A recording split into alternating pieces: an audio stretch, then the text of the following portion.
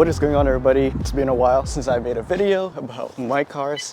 Today we're going to be talking about an update to my W204 C350 here. Now, there's a lot of things going on with both of my cars. My W203 wagon has been in an accident twice in less than a month. I've driven this over 2,000 miles in a couple of weeks. So there's a lot of things going on. I'd like to talk about it, starting with my W204 C350. If you guys didn't know, I recently took this on a road trip. Well, I also took it on another road trip. The last video I made was about almost a month ago, and I've been just very busy.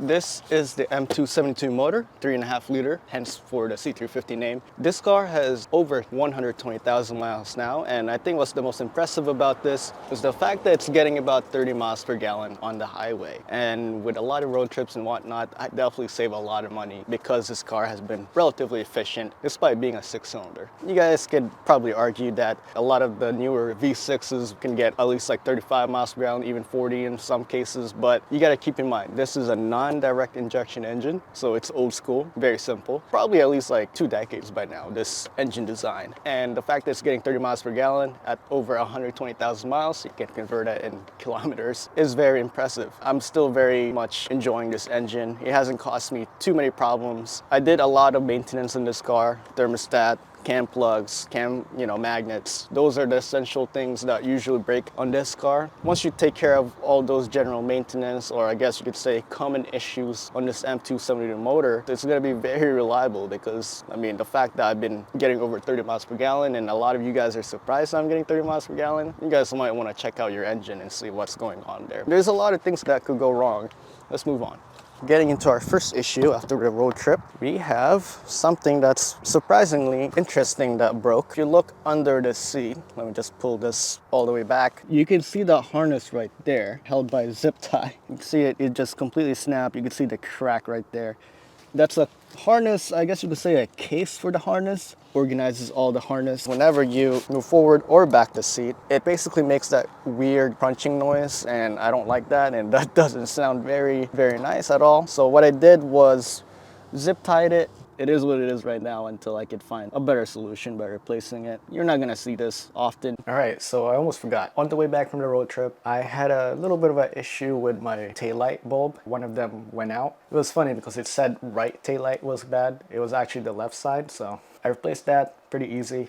This car in general is very easy to replace bulb wise. If you have the LED version, then that might be a little bit of a problem, but if you have the regular bulb base model W204, it's very easy to replace, so I did that. So moving on with the interior, as you can see, it's still pretty clean. I really haven't done too much. I actually recently just cleaned this out, and this is the other issue I actually fixed. If you guys remember in my previous videos, this was held by, you can still see the outline of it, by a belt. Mercedes has a clever solution where if you ever get hit in the back, helps you prevent any concussions on your head or neck. And what this does is it pushes forward, so that way you'll be fine in an accident. The problem with that, everything inside this is made out of plastic. At one point last year, I was driving and I hit a pothole on the road. This just completely fell apart. As you can see, it's still weird and it's lopsided. Now, replacing this is not very expensive. It's about $100. It's just one of those things that I just never get the chance to replace, and you could probably see better here. From far away, you definitely cannot see the difference between this and this.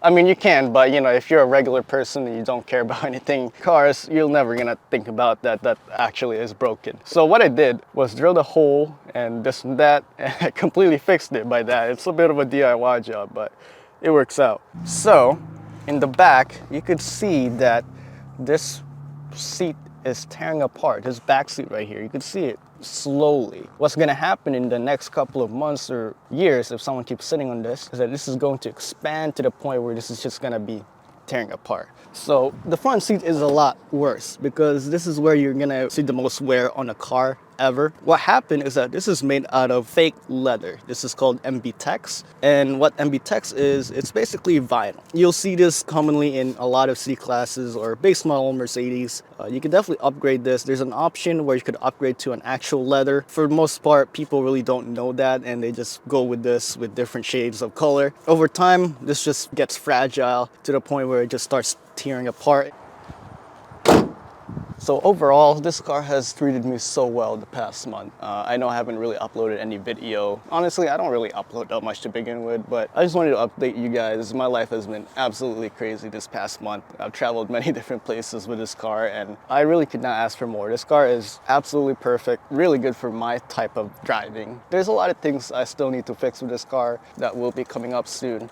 For now, it's just been very hectic, and the fact that my other car got sideswiped and this and that is just, it complicates the story, and I just have to figure out which one I should prioritize first and whatnot. But that's pretty much the update for my W204 C350. It's been almost 2 years actually. Nice to see that I don't really have any issues with this. My previous car, the Audi A4, I had so many issues with it and I spent so much money in it. Fun fact, I actually have not spent over $2,000 in repairs with this car. I think the most expensive repair, and actually you can't really even say a repair, was the transmission fluid change, which was about 800 bucks. Just change the fluids. You can't even say it's a repair. I never had to replace anything that's over $500 or $600 with this thing because it's been that reliable. When you're traveling a long distance, whatnot, I always just put the cruise control on and forget about it. How you get the best efficiency in gas, that's how you not wear a lot of things out in your car. And it's just more comfortable that way because, I mean, if you're driving, weaving through traffic, it just doesn't make sense. Anyway, I hope you guys enjoyed this video. It's a bit of a quick, short video update, but